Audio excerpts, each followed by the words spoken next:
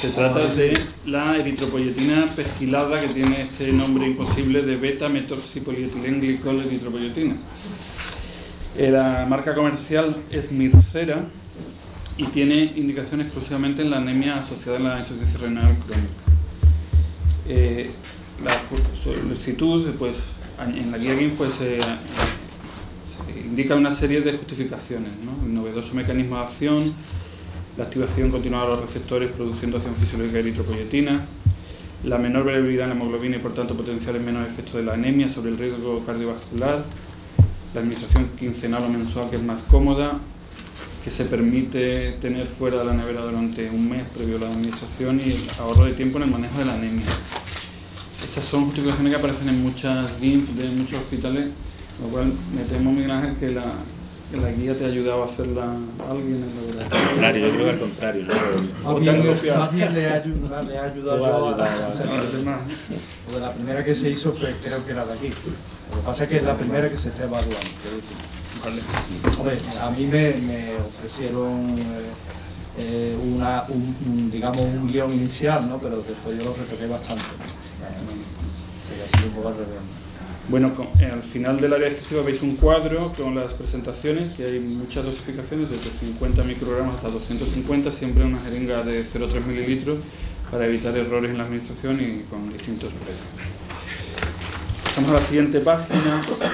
Y bueno, el mecanismo de acción, lógicamente, es el mismo que el de la eritropoyetina, pero con una actividad farmacocinética diferente, ¿no?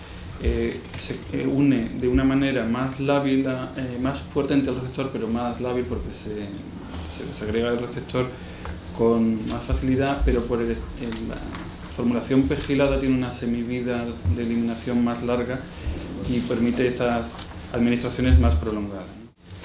Y vamos ya a la página 3, a la evaluación de la eficacia. Y aquí hay que decir que hay muchísimos ensayos clínicos. Realmente la investigación con este fármaco ha sido potente, y en vez de analizar cada uno de los ensayos clínicos como hacemos otras veces en otros informes, o coger un ensayo pivotal, porque hemos hecho unos cuadros resumen de todos los ensayos que hay, porque tampoco hay un ensayo pivotal clave o claro, porque se ha comparado esta nueva eritropoyetina respecto a la eritropoyetina convencional, también se ha comparado frente a darbepoetina, se ha comparado en pautas subcutáneas, en pautas intravenosas, en pacientes dializados, no dializados, en fin, que no podíamos elegir un solo ensayo como referencia. La propia EMEA considera 6 estudios pivotales, 2 de ellos son estudios, se llama de corrección, que son pacientes nuevos que no habían recibido eritropoyetina antes, y otros 4 que son estudios de mantenimiento, es decir, pacientes que habían tenido eritropoyetina previa, y lo que se hace es reconvertirlos a PEG eritropoyetina. Los ensayos tienen unos nombres de fantasía bastante fáciles de recordar, ¿no? Máxima, Protos, Striata, etc. En total han sido 2.737 pacientes, incluyéndolos todos, de los cuales 1.789 recibieron la eritropoyetina pegilada y 948 fueron para los grupos comparadores. Esto da idea de la evidencia bastante potente que hay sobre el fármaco. Todos los estudios tuvieron la misma metodología, todos fueron randomizados, abiertos, multicéntricos y con grupos paralelos. Y en todos los casos constaban de 3 fases. Una fase de screening, donde se evaluaba la adherencia al tratamiento, parámetros previos que tienen que ver con la efectividad del fármaco, como un estudio de hierro. Luego había una fase de titulación, esto es tanto en los pacientes nuevos como en los pacientes que cambiaban de una eritropoyetina a otra. Y luego una fase de evaluación. Algunos de ellos tienen una fase de extensión para ver seguridad a más largo plazo. Como veis, la tasa de respuesta para esta variable, tanto en uno como en otro trabajo, es similar en la epoetina pegilada y en la eritropoyetina convencional, ¿no? Los intervalos de confianza se solapan absolutamente. Por ejemplo, en el estudio de Amicus, la tasa de respuesta para la pegilada fue del 93,3% y de la convencional 91,3%. El intervalo de confianza van del 87 al 96, 79 al 96. Si se solapan los intervalos de confianza, se puede considerar que los medicamentos son comparables, ¿no? Bueno, perdón, eran estudios de no inferioridad, por lo tanto se puede concluir que la nueva eritropoyetina es no inferior a la previa. Luego tienen mucho interés dos parámetros de estos ensayos que lo hemos resaltado aquí. Uno es el porcentaje de pacientes que alcanzan hemoglobinas mayores de 13. Sabéis que, luego lo vamos a comentar más en la parte de seguridad, pero sabéis que al menos en los pacientes de oncología está demostrado por un metaanálisis que hemoglobinas mayores de 13 aumentan la mortalidad por efecto trombótico. En pacientes con insuficiencia renal no está demostrado, pero hay un metaanálisis que apunta que podría pasar algo parecido. Entonces tiene mucho interés este tema. Bueno, respecto a la seguridad, tenéis aquí dos tablas del pool de pacientes de todos los ensayos clínicos analizados por la EMEA.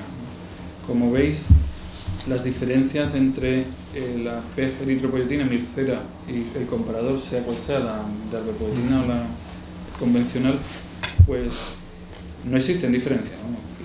Las tasas de reacciones adversas son prácticamente las mismas en todos los casos, ¿no? Respecto a los niveles de hemoglobina, bueno, lo que hemos comentado, la National Kidney Foundation pues hizo un metaanálisis que no llegó a demostrar que los pacientes con hemoglobina alta morían más, creo que sí apuntó a eso, no salió estadísticamente significativo, pero el riesgo relativo, sobre todo en pacientes en prediálisis, tendía a apuntar que podía haber mayor mortalidad. Por eso es importante lo de mantener a los pacientes siempre con hemoglobinas por debajo de 3.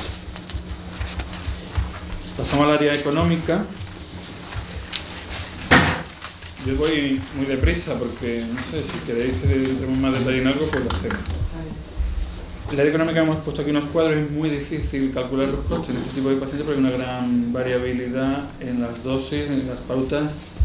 Entonces hemos hecho una aproximación respecto a los precios para la PEG eritropoyetina. De todas formas, en este análisis económico esto es un poco artificial, porque totalmente artificial, porque como sabéis, en Andalucía concretamente los factores estimuladores de la eritropoyesis son considerados equivalentes terapéuticos y los hospitales los adquirimos en base a un concurso centralizado de determinación de tipo, que se llama, que selecciona muy a la baja el precio máximo de adquisición por los hospitales. Luego, a nivel local, cada hospital establece un concurso local donde ya se afina el precio definitivo, pero siempre por debajo del resultante de este concurso centralizado. Y el concurso que actualmente está en vigor y que le queda vigencia hasta después del verano, lógicamente no incluye la eritropoyetina pegilada, porque no estaba comercializada cuando se convocó el concurso vigente, y los precios de adquisición son como 10 veces menos. Ahora mismo no lo sé, ¿no? Pero no tienen nada que ver con estos precios, con lo cual tampoco merece mucho la pena entrar en esto, porque no son precios reales, ¿no? Y la propuesta es considerar el medicamento de una eficacia y seguridad comparable para la indicación propuesta y, por tanto, incluirla en la guía como equivalente terapéutico, de manera que cuando salga el nuevo concurso de determinación de tipos en Andalucía, si finalmente se incluye esta eritropoyetina, nosotros ya la tengamos declarada en el hospital como equivalente. Esa sería la propuesta.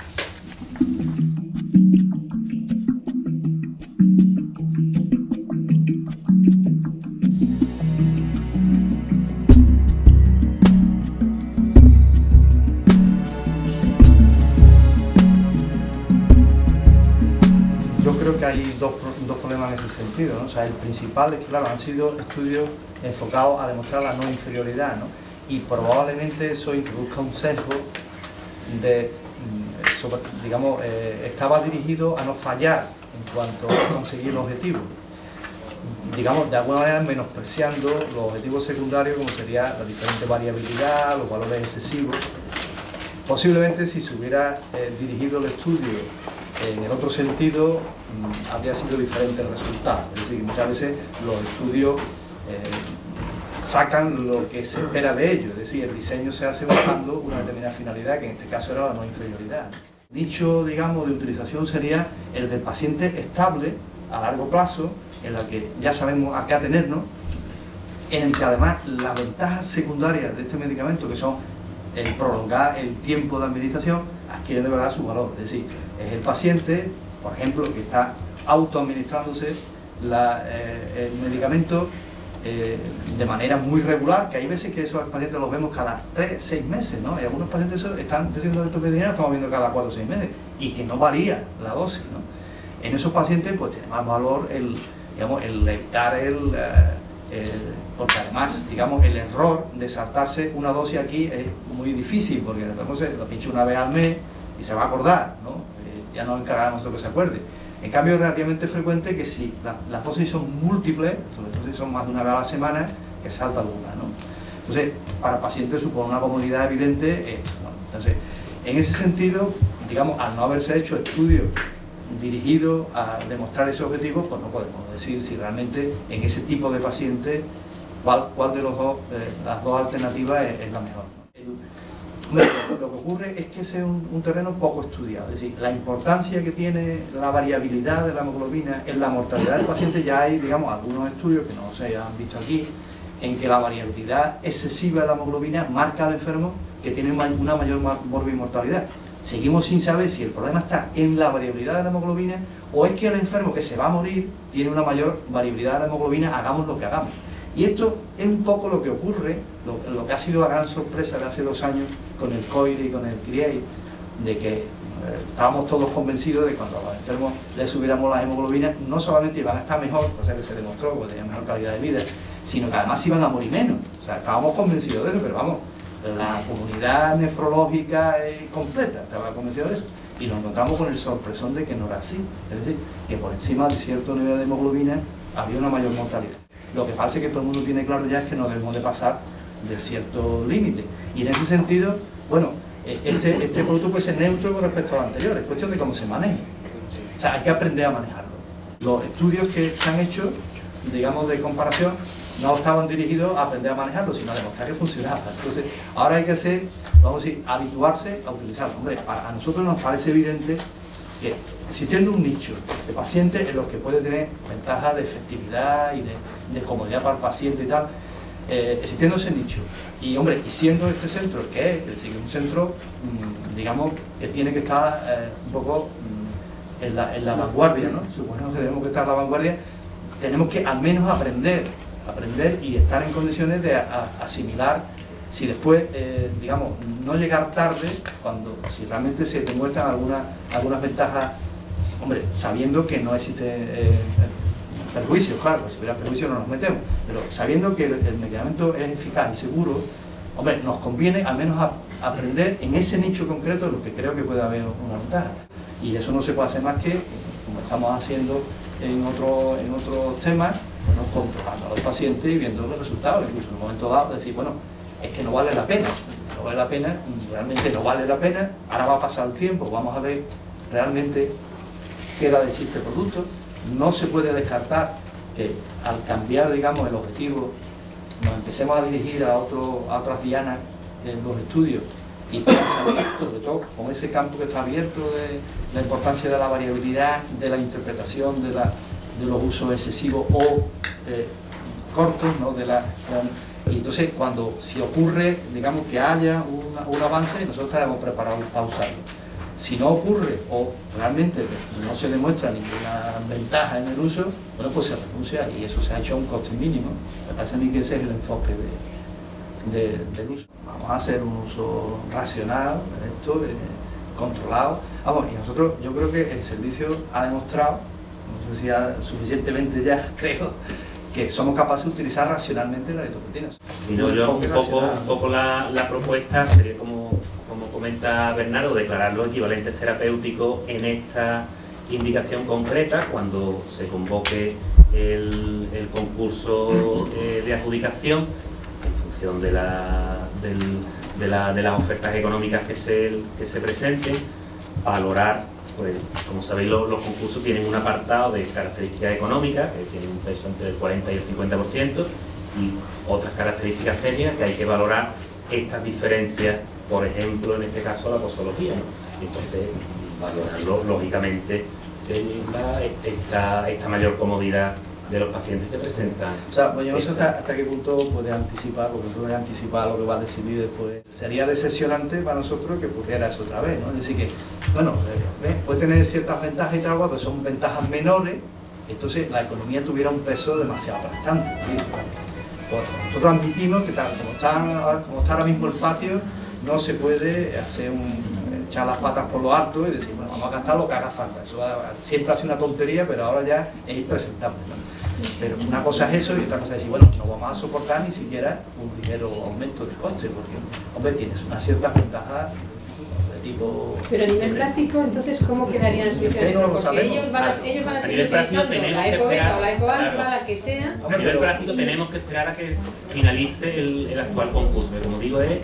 No, pero la pregunta concreta es, Javier, digamos, ya terminó el concurso y tal, ya nos planteamos en el siguiente, ¿cómo se haría? Digamos, ¿podría entrar en el hospital a efectos? Porque a nosotros, por ejemplo, no tiene ningún sentido, o sea, nosotros no, pero Nefro, para ellos, digamos, podría entrar en el hospital la EPO-alfa o la EPO-beta, la que se decida, si la declaramos equivalentes terapéuticos, saldrán y también esto, ¿no? Claro. Que para otro subgrupo de pacientes, es decir, un poco como entró el Neulasta y el Neupogel, una cosa así, ¿no? Por lo que yo he captado, yo creo que la intención del laboratorio es competir en igualdad de condiciones y en las mismas condiciones económicas las mismas condiciones económicas. Miguel Ángel, si ganara el concurso esta siembra, no vas a tener la otra. Claro. Pues sí, si eso, digamos, ese es el modelo. Vamos, esa es la pregunta, precisamente. Lo estoy aclarando. Esa es la pregunta. Sí, por eso estoy insistiendo. Claro, de que haya. Depende de las condiciones que se saquen. Eso te iba a decir, es que hay que sacar el concurso solo para pacientes estables. Claro. Esto es ventaja en comodidad y según perfil. O sea, y así. Que hay que sacarlo de los fondos. Eso es lo que está diciendo Miguel Ángel, que a la hora de sacar el concurso hay que sacarlo haciendo lo que él dice. Pacientes ya estables, ya en tratamiento, que tienen una hemogrobina. No sacarlo, pero que los estables vas a tener si gana esta, claro, no vas a tener la otra. Hombre, yo creo que bueno, lo que pasa es que yo voy a decidir quién es estable. Voy a decidir, además, verás tú que yo lo voy a decir en favor del reo, es decir, no lo voy a hacer para intentar que de verdad están estables, con lo cual por definición va a ser un grupo limitado, o sea, la mayor parte de los casos según perfil. Claro, entonces, hombre, pero yo no sé hasta qué punto no vamos a volver a incurrir en que, o sea, que si realmente vamos, porque claro, si en el momento el laboratorio tiene, aunque sea de forma, digamos, ya por honrilla, digamos, ¿no? Esto y un euro más, ¿no? O sea, si es esto y un euro más, ¿entra o no? Ya te digo, la ponderación de las puntuaciones viene a ser eso. Un 40-50% económico, y 40% técnico y 10% cuestiones de servicio en cuanto a mantenimiento de la cadena de frío, rapidez en el suministro, ese tipo de cosas. Bien, entonces eso ahora ya, vamos, a son quitado ya. ¿Vosotros realmente pensáis que valdría la pena usar en un contingente? Sinceramente, ¿creéis que vale la pena probarlo en un contingente de pacientes? Yo creo que no hay que probar nada, son miles de pacientes los que... Probarlo.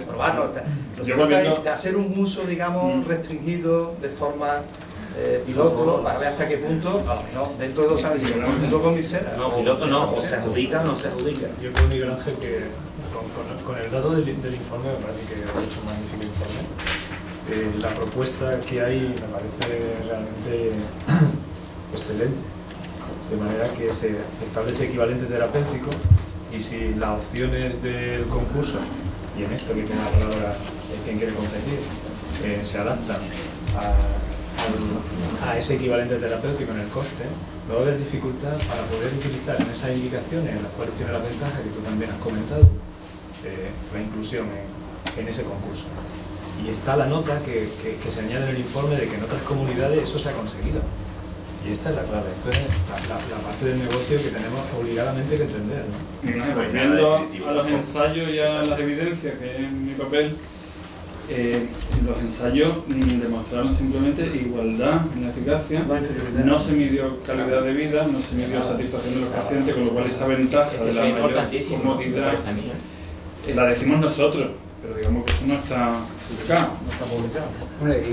Es un poco de perogrullo, ¿no? Que pincharse una vez al mes mejor que pincharse dos veces al mes. Pero que eso, como decía Luis Escobar en el taco que daba en la casa, ¿no? en la Escuela Nacional, es que hay que decirlo. Es decir, no solamente hay que suponerlo, sino que hay que decirlo, porque realmente es una ventaja, ¿no? O sea, para un grupo pequeño de pacientes, ¿no? Y una ventaja relativa. En vez de pegarse 4 o 6 pinchazos al mes, se da uno solo. Muchas gracias.